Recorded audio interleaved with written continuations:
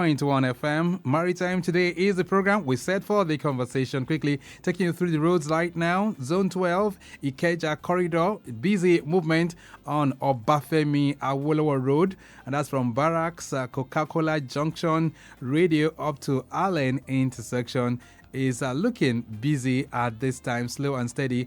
Nothing unusual. Yes, nothing unusual, and that's you just have a high influx coupled with traffic signal light alternation at Allen. That's what's responsible. Balogun Olowu to Ikeja underneath the bridge is still moving pretty fine. Moving traffic is also being experienced on Latif Jakonde Road, and that's from Omole roundabout heading towards Wemco Junction, Acme Junction, as well as Agidingbi, Cadbury, Mobile, all those areas slow and steady. Movement from Mobile looks good, slightly busy approaching Coca-Cola Junction, and that's due to the spillover from Obafemi Awolowo Way. Adeni Jones still moving very, very fine from areas like Hako, Akura Villa, as well as Aromire heading towards Allen intersection. Mobalaji Johnson Avenue from Old Tollgate is also looking good as well. And so that's what you have at this time. Let me see.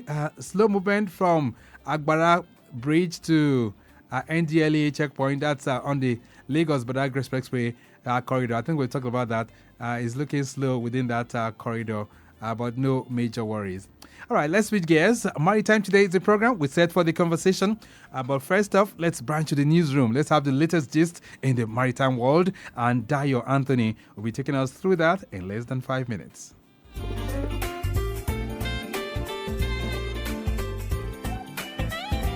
All right, news from the Maritime today. The House Committee on Shipping Services and Related Matters has said that Nigerian Shipping and Port Economic Regulatory Agency bill, when passed into law, will curb arbitrary charges at the country's port. The chairman of the committee, Abdisamad Dasuki, disclosed this in Abuja recently while addressing journalists after a public hearing on the repeal of the Nigerian Shippers Council Act. Dasuki stated that the bill will also tackle other illegalities from operators in the nation's maritime industry. He explained that the committee was collating memorandum from various stakeholders on the bill before going ahead to present the report before the House of Representatives for the third hearing. According to Dasuki, the next step would be to present the report to the House of Representatives for consideration. The hearing showed that every stakeholder in the Nigerian maritime industry wants an economic regulator for the industry. The era of impunity has to stop. He added that stakeholders' inputs were very useful and educative.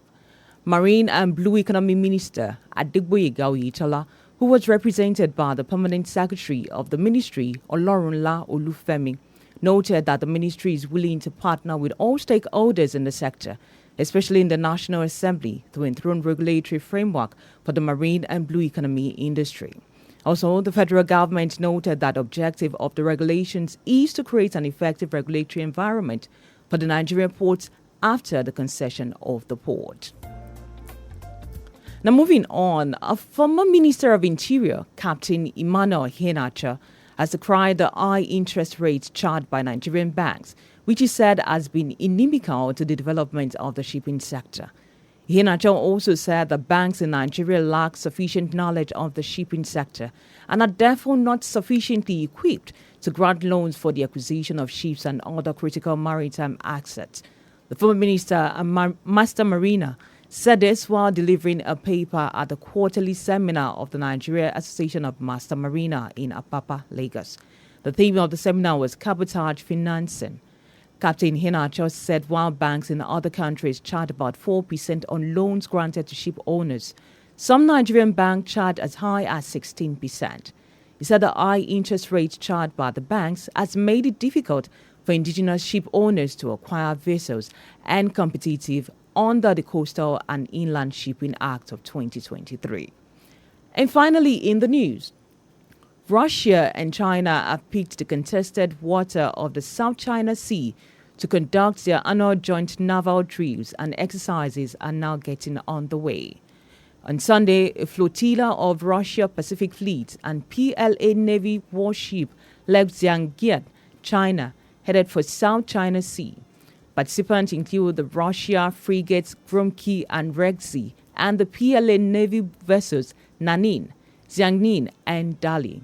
They will conduct live fire exercise, joint air defense drills, and practice search and rescue along with the drill to destroy a simulated enemy submarine.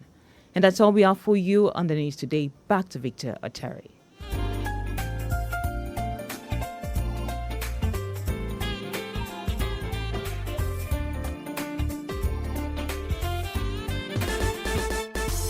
Nigerian Shippers Council day to serve you well.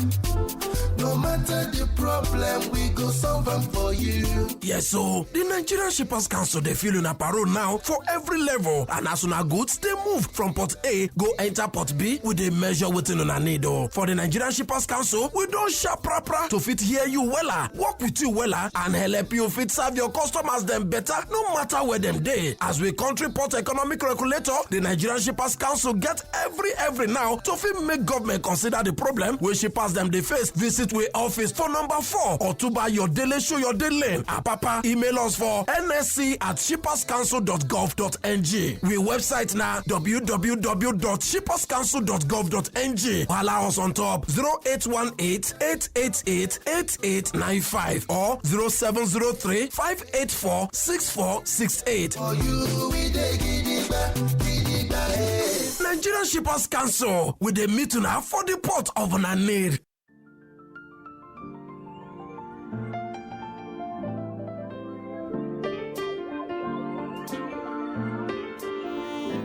Lagos Traffic Radio 96.1 FM. Maritime today is the program. We can let you know that those of you navigating through Maryland inwards or Jota right now, from our live camera infrastructure, it's still looking good. You just have some little delays at the alternating points, but no major worries driving through those corridors. If you want to make the journey to the island, we did tell you, still looking good all the way from the Beja corridor heading towards Secretariat.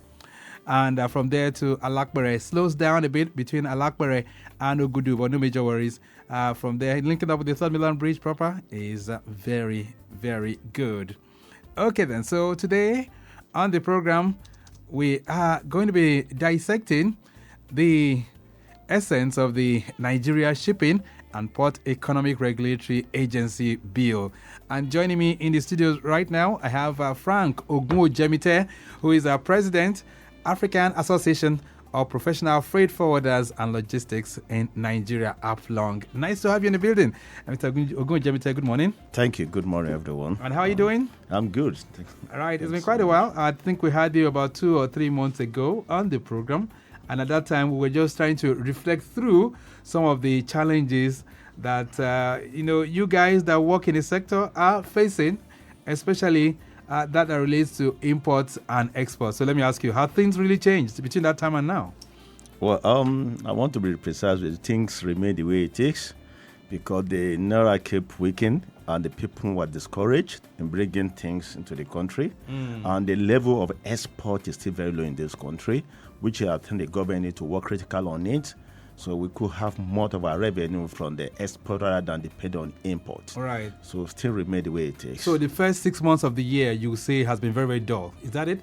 To be honest with you, it's very dull and not limited to the freight forwarding sectors. I think generally, the country, things are very slow out there. At a point, I know you were clamoring for the fact that, we should have a stable exchange rate for importation in the country and even for export.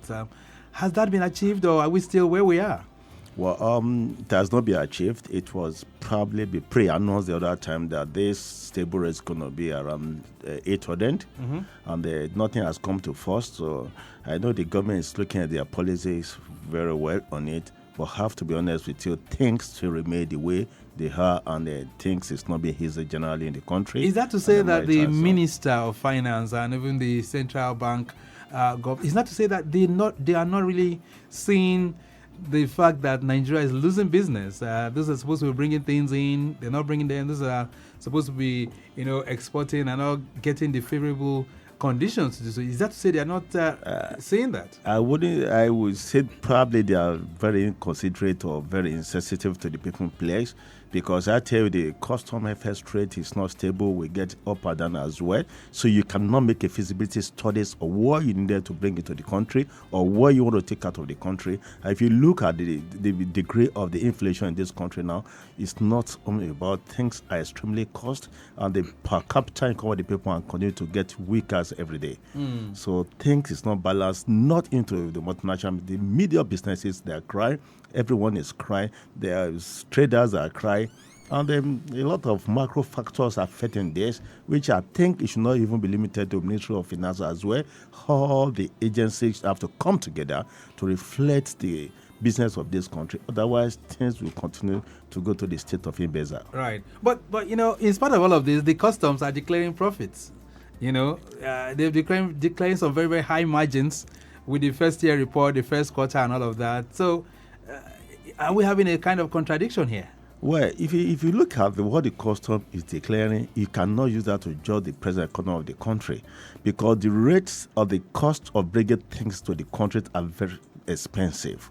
But parameter, if the money customers are generating are mainly from export, it could have been a bonus to this country. This could boost the power of our currency against other currencies. So looking at it is not balanced. We need to work at an equilibrium point, or in a way where the money coming into the country will base more on export, to be honest with you. Of course, they are meeting their target, but ask the importer what they are going through. They will tell you they're paying too much. That's why we cannot afford most of the products or consignment in these countries. If you look at the cost of a vehicle in this country, it's not attainable. The cost of spare parts is not. And we do not have an indigenous company that produce these things in this country. I'm curious. Is it to say that your team and other stakeholders, you've not held any kind of conversation with the authorities, the coordinating minister of the economy? Is it to say you've not had any engagement with them for them to know how much Nigeria is losing as a result of these kind of policies? Well, let me tell you, we do have an engagement. Don't forget that the Nigeria Customs Service are subject to Ministry of Finance to take any decision. They are just enforcer. They enforce a directive from Ministry of Finance via Central Bank of this country. Okay. And the blames is on the power brokers of this country, which I think the Ministry of Finance and they need to come together, especially Ministry of Finance. They hold all of these things. They affect and they determine the economy of this country. Right. So Nigeria Customs, they are not different to any other government or primary agencies in this country. So they safeguard the border and they generate the revenue, but under the directive of Federal Ministry of Finance. All right. Very recently, the government was thinking about the idea of taking up some duties and some of the rates from some imported products just to improve things, pharmaceutical products, and now I'm hearing some food items as well. What do you make of that move? You see, we have to look from different perspectives.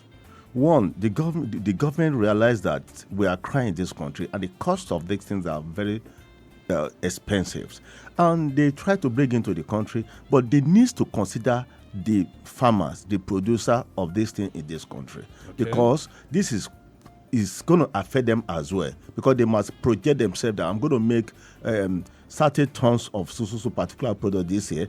By the time the government open the door, bring these things inside, it will definitely affect their own. But what is government is doing to balance this thing together? Well, have they gone through the stakeholders engagement? Have they sensitized these people? Have they made them realize that, okay, because at the end of the day, this is going to affect the indigenous production of this country. Right. At the end of the day, we are far away from the export of any product in this country, because we cannot continue to be importing in this country. Yeah, but we're just looking at the fact that even the indigenous producers are not producing enough. And considering the fact that people need these things, maybe that's the reason why government is looking outwards. No. Don't you think so? Let me tell you something. Most of us are described to go to farm because of insecurity. What has government been doing about this one?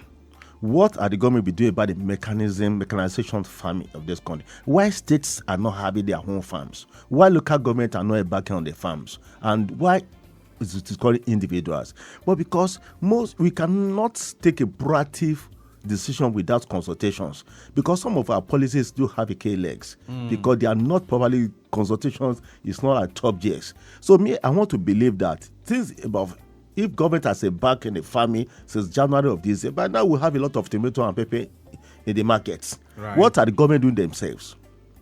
So those are the things we need to ask ourselves. The state government, what are they doing? Some of them back of the airports. The state will go on doing airport. Exporting what? So if peradventure they've started farming over there, okay, the state can export their food abroad. From there, we'll get a foreign currencies as well. So when you are making a law, we need to think critically. We need to consult stakeholder. What is their view? This is very important. We are in democratic government, and we want things to be more easier. So we need to assess government, but they need to give us a chance. All right then. Ogunojemite, let's look at the current thing right now. We just heard in the news there that the bill to repeal the Nigerian Shippers Council has just passed the second reading, right? Yes. And that bill is called the Nigerian Shipping and Ports Economic Regulatory Agency Bill. I needed to just talk to our listeners this morning. What does that bill represent? See, it is like when you have a dog that can bark but cannot bite. So, Shippers Council have tried their best. In 2014, they be appointed as economic regulator of the ports. Right. Most of the people they meet to regulate, they cannot sanction them. And they say when there is no crime, there is no law. So, people operate with impunity because they know the extent of the power that the Nigerian Shippers Council has. So this particular bill will make a sanity in our port and will create a fear to the people that this is a penalty for this offense. And in this case, Nigeria we are talking about Africa Free Trade Agreement. They say charity begins at home. We need to take the discipline from home to the stream. Otherwise, nobody will regulate these people. And as far as these people are not being regulated, we're going to be having an issues. That's why now each shipping company or terminal operator could wake up one day, my charges has gone to 30%, 40%, considering the impact of this from the people. So is that what obtains right now? That's what obtaining. So, and this Nigeria Port Authority need to sit down and make sure to realize the importance of Nigeria Shippers Council. When they are making a concession agreement with these people, they should be the pioneers. There will be sanctions to even freight forwarders, shipping and terminal operators. We have to live in a discipline. Otherwise, Nigeria will never be the Committee of Maritime Nations. All right, so let's put it in proper perspective. As it is right now, since the Nigerian Shippers Council was appointed as the economic regulator of the port, it is a regulator that cannot really enforce. Is that what you're saying? Yes. This particular bill will give them some powers. It brings some sanctions, reformations to the ports. Right. So, but why do we need to change the name? I mean, couldn't we have left it as the Nigerian Shippers Council, and rather than to say we're changing it from Nigerian Shippers Council to Nigerian Shipping and Ports Economic Regulatory Agency? Why do we need to change the name? You see, it is not about the names; it's about the activities. What they are doing does really matter. If you remember, the Nigerian Shippers Council has been the 1978 Act. If you look at it before, it was reforms appointed in 2014. So things does not have to remain static. There must be changes, and you have to do the present condition before you to determine what you needed to do. So what is important is the things that embedded in this bill. The things that needed to be done in this bill, the advantage of this bill to the country of this country. Right. Because if the countries are not what they're supposed to enjoy, like this maritime is international business that cut across the whole world, and there's something that you need to put together. For instance, where Fonte will go away. Will go away with their service for 2, 3, 4, 5 weekdays. Which is where Fontaine? Where Fontaine, they are the server, the operators that regulate the customs. Okay. They are the one that regulate the internet services for customs. And when those things, the service is done, we could not capture our jobs, and then nobody will pay rent to the shipping and terminal operators. You understand? All these things needs to be addressed holistically. Okay. Yes. All right. So let's begin to tear this down one by one now. So the bill talks about a clear tariff regulation. Yes. Is that correct? Yes, So- and a penalty for defaulters. So does that mean currently we do not have a tariff regulation? I have to be honest, there's no. There's none. Yes. And they charge whatever they like without any engagement. In this case, Shippers Council, if you look at it, section 37(1) of the bill, which I love so much, it's where you regulate the tariffs and penalty for defaulters. This will bring sanctions, and where at the Shippers Council warm my heart. Okay. So I wanted to put it in perspective. So when you say tariff regulation, it means that the charges that people pay, right? No. The charges that people pay shipping and terminal operators will be regulated. Will be properly regulated. Yes. You can't just wake up, and if you are increasing your tariffs or whatever, there's your responsibility for us. You can't be operating with obsoleted or 20th century equipment, and you said, oh, you need to increment. Your place, your terminal company has to be up to standard. You have to be effective. There's some standard we need to operate. So it's not like a matter of exploiting people by increment or tariffs. So before any because shipping, at the end of the day, all Right. these charges come to the citizens of this country. that's right. So before any shipping company, any terminal is going to operate, is going to increase any of its tariffs, it has to first consult with this particular agency. That's what we're Yes, talking about. we must know the rationale, the reason why you need to increase. But in this country, when people increase, they don't reduce again. And imagine the people are so very adamant. You remember during the COVID time, the federal government gave directive that charges should be waived. Most of these guys, they went that it become forced before Shippers Council can put them on their feet. So it's not supposed to be that, because if there is a guidelines in the operation that if you do this, what's going to happen to you? Everybody will behave themselves. Okay. Let's talk about some contradictions now, because I know some stakeholders are even saying that this particular bill might be acting in contradiction. Specifically, it might be acting in contradiction to the presidential policy, which specifically is aimed at reducing costs of governance. Do you share that sentiment? Do you think You see, it's in contradiction to it? yeah, let me tell you something. That has been taken care in the bill. They say if there's a contradiction, the Judge Council will be prevail. The reason is that if we were hard work for the same mind, for the betterment of this country, so there shouldn't be a conflict of power between any agencies. You understand? So we have to look at the perspective, and don't forget that the engagement of stakeholder is embedded in this constitution as well. So when you're taking decisions, so I don't think there should be any conflict in this area. Otherwise, and if wherever there is, we will look at it. And I see going through technical stages.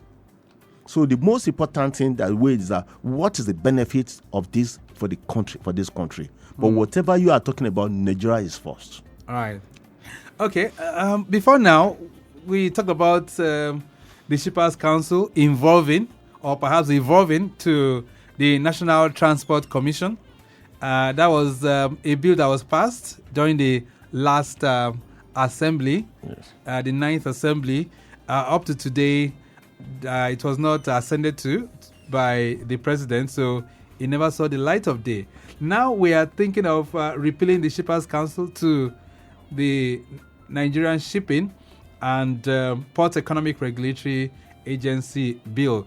Is that to say that the council, as it was set up, was not really complete in terms of its mandate? Is that what it meant? No. Let me tell you something. If we're looking about the one that have not said through, will not go forward in this country. If you look at the majority votes concerned the Nigerian Shippers debate, it's all supported. I was in National Assembly. I saw the way people support this bill because people love the progress of this country. And that is area you look at endorsing bill. Yeah, and they don't forget, this is the Speaker of the Committee on Shipping on our board is sponsoring this bill as well, because it has looked at the pains of the people. It has looked at the perspective of this bill. It has seen the notion of this bill. And the present years of Shippers Council operate open door policy, and is taking the decision on the statistics of the fate of these people. All right. All right, then Lagos Traffic Radio 96.1 FM. This morning on the program, we're dissecting the essence of the Nigerian Shipping and Economic and Post-Economic Regulatory Agency Bill. It has just passed the second reading at the House of Representatives. What does this portend for the shipping sector in Nigeria? We're going to take a short break right now. When we return, we'll try and answer, or perhaps we'll find out from Frank Ogunojemite on his thoughts. The Oronsoye report did recommend mergers of agencies whose functions overlap and more or less constitute duplications.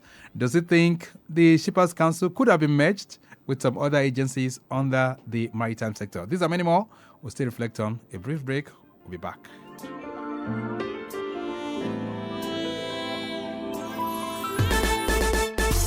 Nigerian Shippers Council, they to serve you well.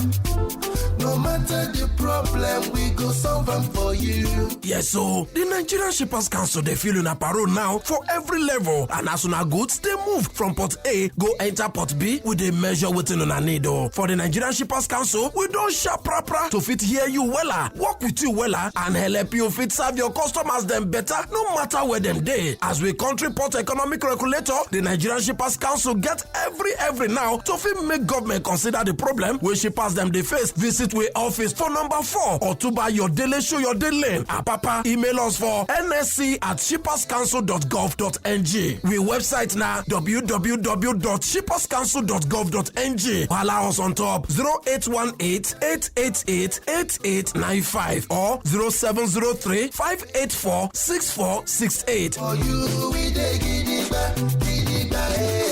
Nigerian Shippers Council with the meeting now for the port of Nanir.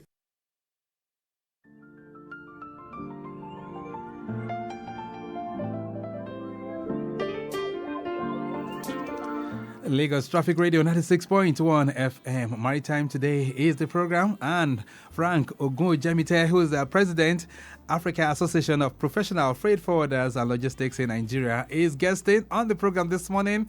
Still talking about the traffic situation. Those of you making that journey through Ikorodu Road, still having it good. Some of the areas, some others are looking a bit slow as well. Okiodo end, appreciable movement from Ajegunle inwards Alakuko, Mosholashi, Kola, connecting areas like Ijaye. All looking good, aside for slight delays, which is occasioned by bus stop and pedestrian, as well as commercial activities, coupled with a counter flow system within that corridor. Ijaye connecting areas like Abulegba and Ojaoba. Heading towards Charity, also looking good. Slight delays approaching Charity. This is due to alternation, but it gets better proceeding towards Abattoir. It's looking good on the return journey.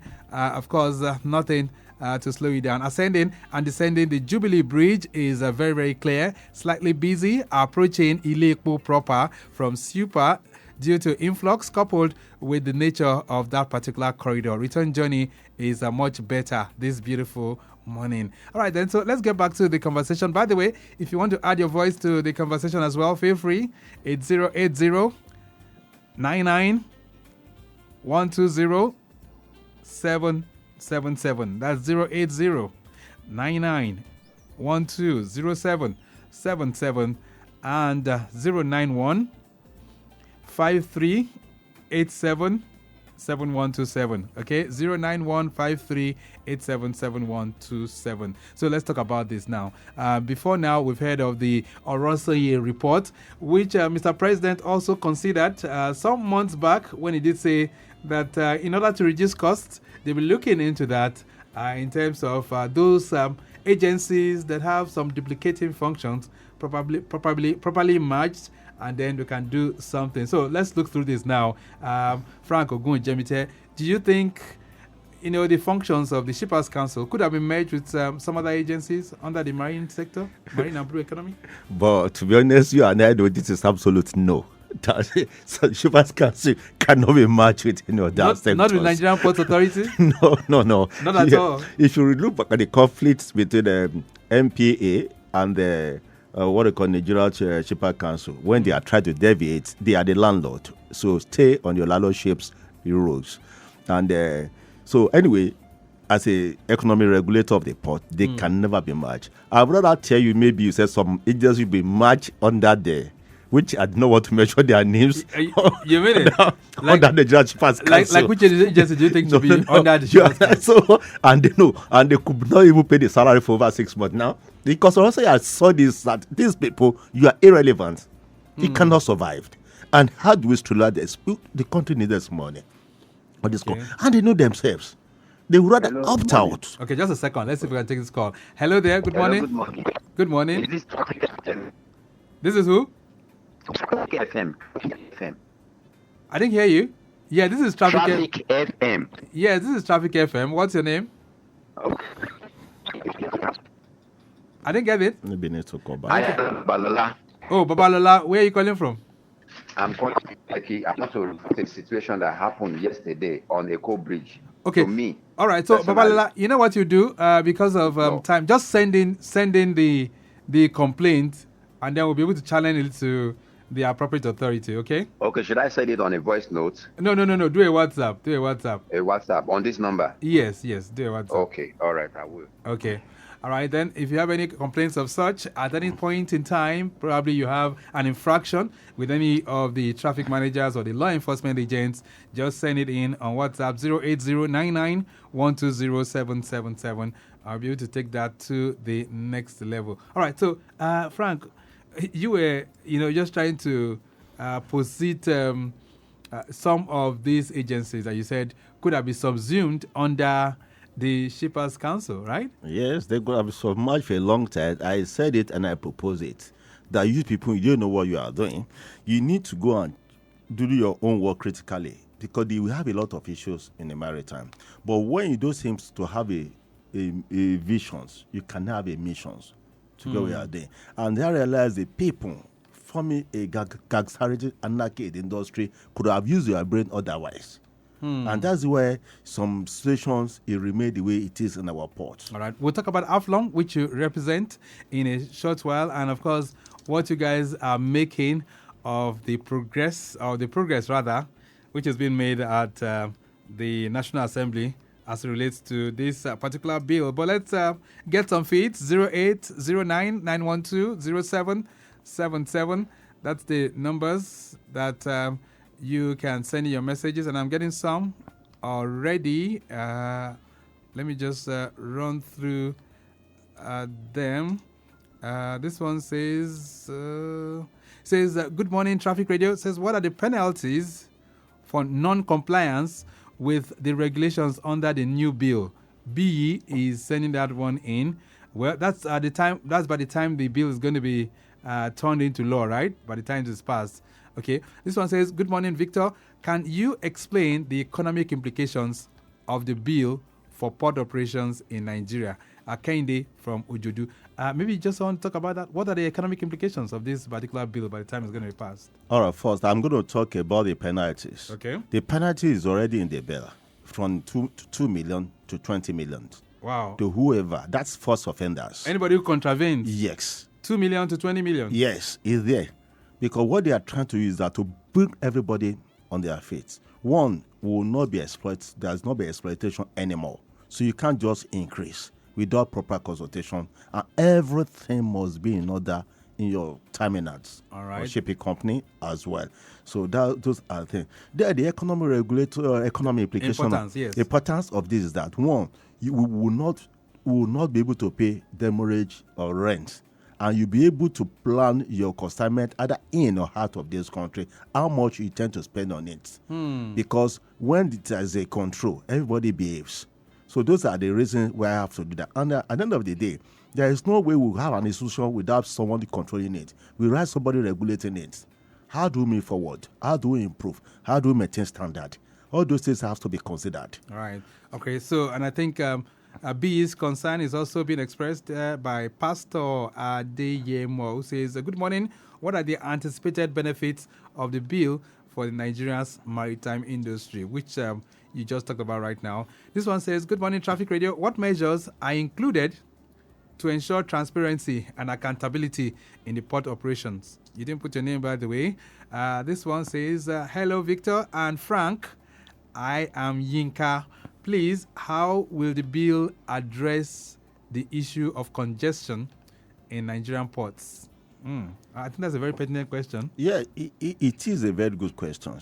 But at the same time, now, you visit a port now, it's not like everything is free. It's not congested any longer. No, it's not congested any longer. Why is that so? Because the Shippers Council has started working. Because they know the factors that are constantly impeding the movement of containers over there. And they have a open door policy with customs and other agencies that, okay, let's make our port accessible. All right. Yeah, go ahead. Let me tell you, those days, it's not only the business people that visit ports. There's excursions there. The student goes there to see how the vessel look like, how the ship look like. But now, even when you have the business, you are required to visit the port. So now the port is accessible now. How do we continue the standard operating now?